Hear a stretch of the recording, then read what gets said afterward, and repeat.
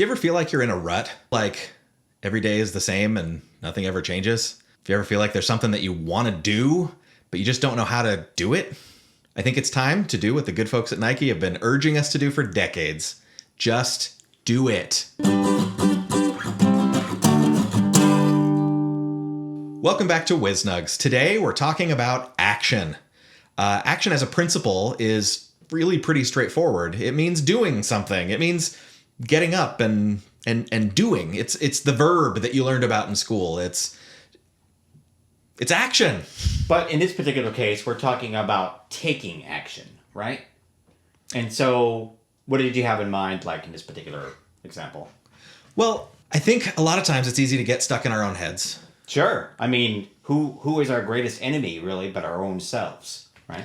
Despite our best intentions, our brains are really, really good at conserving calories. Okay. Our brains are awesome at optimizing themselves so that the more that we do something, the easier it gets. The neurons in our brains actually wire together the more they're used, and we've talked about this before, how the path through the jungle can become a sidewalk to a road to a paved 8-lane highway in terms of traffic throughput of thoughts and speed of thought. And this is why... And that's really, really good for us most of the time. But what happens when you want to change your mode of operation? Right. So we talk about that you build these pathways, and so not only do you do that mentally, but you kind of do it physically, right? Your body gets used to a certain level of activity or things that you get in the habit of doing. We talk about muscle memory. That's the word I'm looking for. Muscle. Yeah.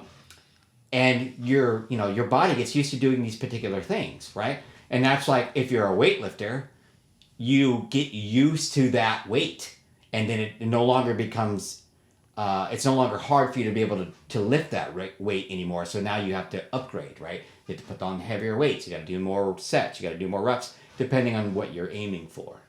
Yeah, exactly. So in this case, when we're talking about that gulf between not knowing how to do something, maybe you've seen someone do something that you wanted to try, yeah, and actually getting to be good at it. A lot of times our image of what it looks like, the perfect version of it, is enough to stop us from even getting started. That we hold in our heads what it should look like, and we don't know how to get there. Right. So we put up these false barriers of entry because I'm not going to be good enough. I don't know enough about it. There's already so many other people doing it. How am I going to be any different from any other Joe Schmo that's going to go try to do something? The idea that I've never done it before means I've never seen myself do it, and maybe I don't believe I can do it. Right. Because seeing is believing. And the proof is in the pudding, right? You hear these phrases, and it's really easy to talk ourselves out of doing a thing and then making the rationalization of why that was the right choice. Right. We can rationalize almost anything. Well, I would say we can rationalize anything. Doesn't make it right, but we do it. We all do it on different levels and different scales. What I'm advocating for here, this is another principle that I first heard about through Nerd Fitness. Okay. Nerdfitness.com. And we will be linking to you, Nerd Fitness. Not a paid sponsor, but we like you. They've got a lot of cool stuff. Yes. The concept, they call it 20 seconds of courage. Okay. And I'm sure they got it from somebody else too, right? Well, you never know, right? But we're going to say it originated with him. The basic principle is that can you be courageous for 20 seconds? That you might not know how to do something. You might be scared to death of walking into the gym for the first time because you've never been and you're afraid of looking like an idiot. You don't know what to do and you don't know anything about it. Or you may not be happy with your physical appearance, and the last thing you want to hear is somebody talking about, well, look at that person. In this case, the 20 seconds of courage is, I'm going to use my 20 seconds of courage to get myself through the door. And once I'm through the door, that's my victory. I've done it. Right. I'm in. Then, whatever else happens, if you, in your mind, say to yourself, well, I'm already here, I might as well try something. I might as well pick up something heavy and put it back down and see how that goes. Or I just get on the treadmill because I know how to walk. Sure. So this works for anything. And a lot of times those barriers that we set up in our head about what we need, what we think we need to know before we get started, are things that you can't learn any other way than by doing it. And you don't even know what questions to ask until you get started. Yeah. I mean, and then once you get going, then you can start saying, well, no, I can do this. I mean, I had a hard time picturing myself going there because I kept telling myself, why bother? And then, and then I'd rationalize it right afterwards. But once you're there and you're actually physically doing the thing, and you realize, like, you know what? This really isn't that hard, and it really wasn't that much effort to get here.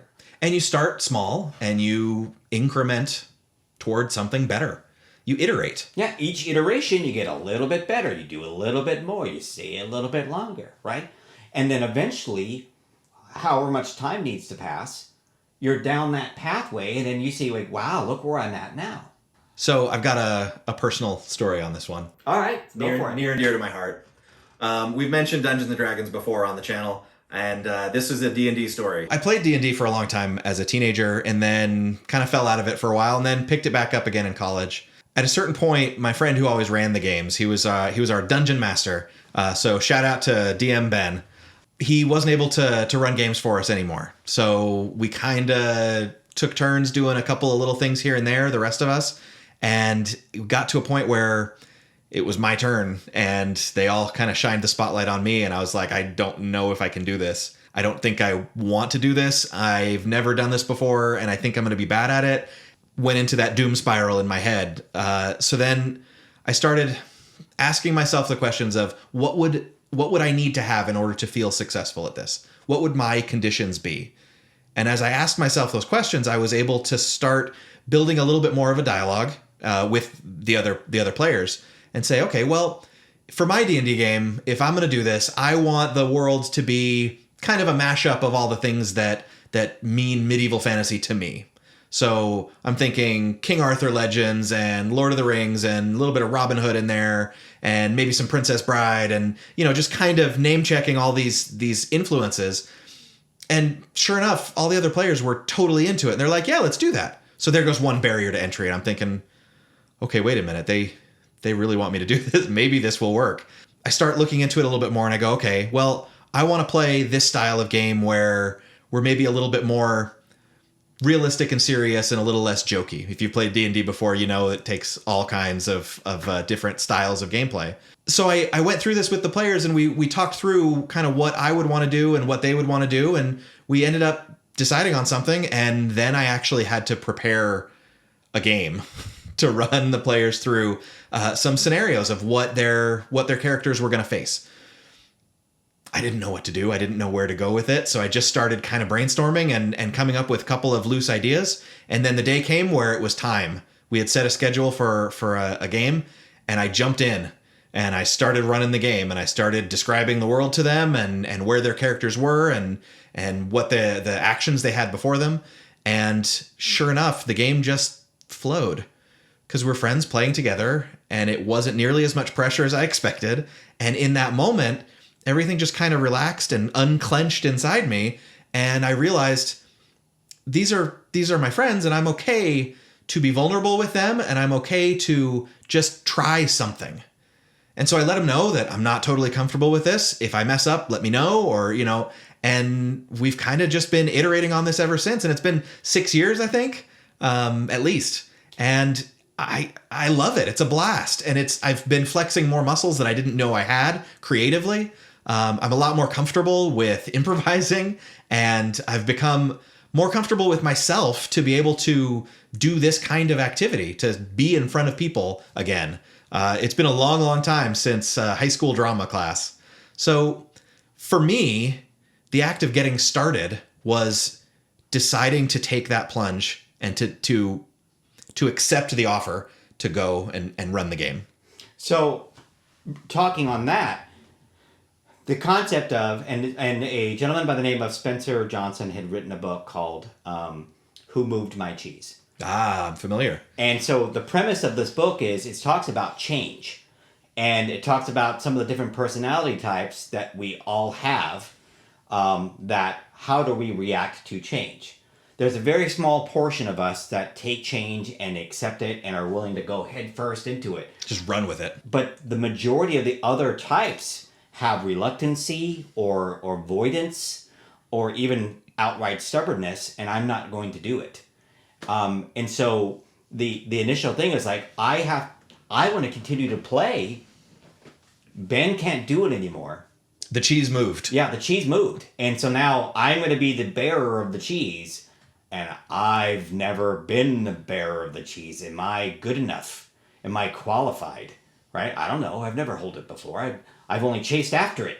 Right?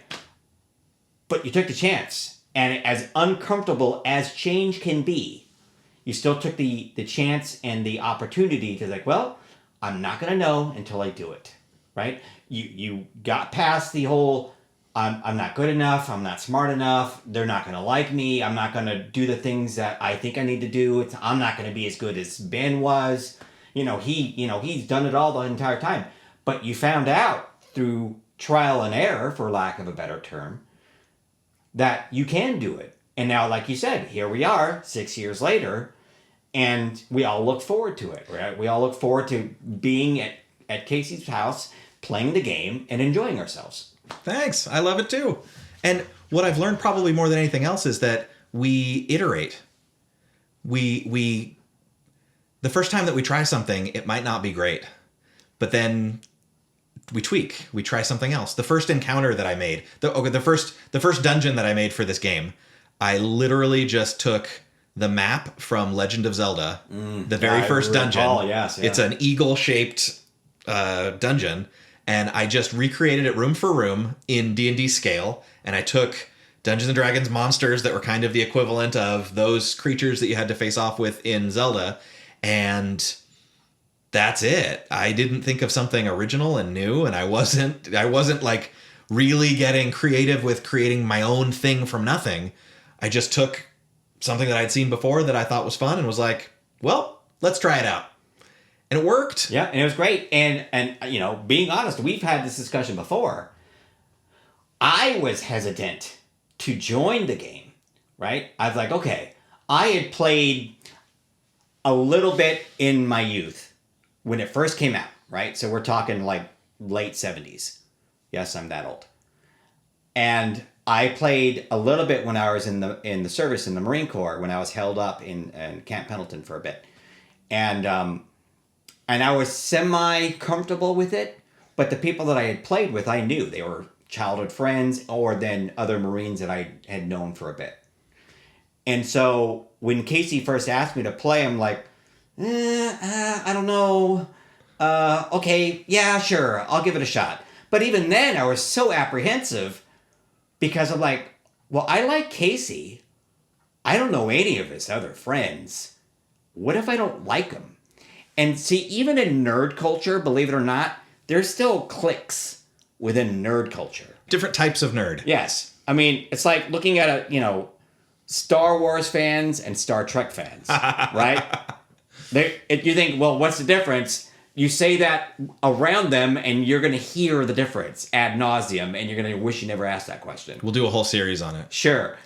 So my fear was that my particular type of nerdom wasn't going to jive well with the people that Casey had played with and played with for a while. So I was very apprehensive, but I was like, you know what? I don't know if I'm going to have fun or not, but I'm never going to know if I don't try. So I'm more of the guy that says, all right, cheese moved. Where is it? I'm going to go get it. And I go forward to find out where the cheese got moved to. So I was like, I'm going to give it a shot and we'll see how it goes. And I've not looked back since. It's like you said, it's been 6 years. It's been awesome. There's been times where, I got a little bit, upset or something of that nature. But for the most part, it's been the greatest D&D game that I've played. And I've played in a couple since then, too. I have other ones that I play in, but I enjoy Casey's the most. Thanks, I appreciate that. No, yeah. And since then, you've also started running your own games for your friends and family. Right. It builds. We try this stuff out, and then we find out that, wait a minute, not only am I capable of this, but I enjoy it. Let's do it some more. And it builds, and it builds, and it grows. And the thing is, this is applicable to every area of life. Yep. It's applicable to anything that you're feeling like maybe you want to give it a shot. The recommendation that I would have is don't spend a whole lot of money on something until you're sure you love it. That there's a lot of stuff you can start with just what you have. So if you decide you want to try to run a 5K, start with whatever tennis shoes you have, right? Start taking a short walk. Start with where you are. Walk to the mailbox, whatever. Even if you just want to change the direction of your life, and that sounds like more of a bigger thing, but at the age of 30, I had already been working in retail for a while, and I was like, I'm just going to end up working in the grocery business for the rest of my life. But at the age of 30, I was like, you know what? I don't want to do this anymore. It's not the path I want to follow. So I said, what do I have to do to change it? Well, I probably need to get a little bit of a higher education. I went back to college at the age of 30, got my associate's degree in computer programming, and got a job a couple months later, and I've been doing that ever since. And it's been great, right? It's allowed me to have a comfortable life, right? Which was always my goal. It was never to be like, I want to be rich and famous and I want to have all eyes on me. It's like, I just want to be able to do the things I want to do when I want to do them. Or if something needs to be taken care of, like an emergency, that I would have the funds and the availability to do the things and not have to worry about, well, I'm not going to be able to pay rent next month. And then what do we do now? I think we've covered everything. And so the important things to take away in this is that change is scary and sometimes change is super hard. But if you feel strongly enough, don't talk yourself out of it. Allow yourself at least to experience it once, and it could be on the very smallest levels to experience whatever that is, the thing that you're pursuing. And then give it a chance. And once you see that you can do the thing, then that will allow you to get rid of a lot of the negative things that you put on it and allow you to pursue it. And the initial step might be a very tiny one. It might be so small that you feel like it's just ridiculous to even call that a step. But if that's the first one, and then the next one is a little bigger, then that's a success. So get started. Yeah, and just do it. Thanks for joining us today on WizNugs. If you liked what you heard, spread the word. For more information, head over to mywiznugs.com.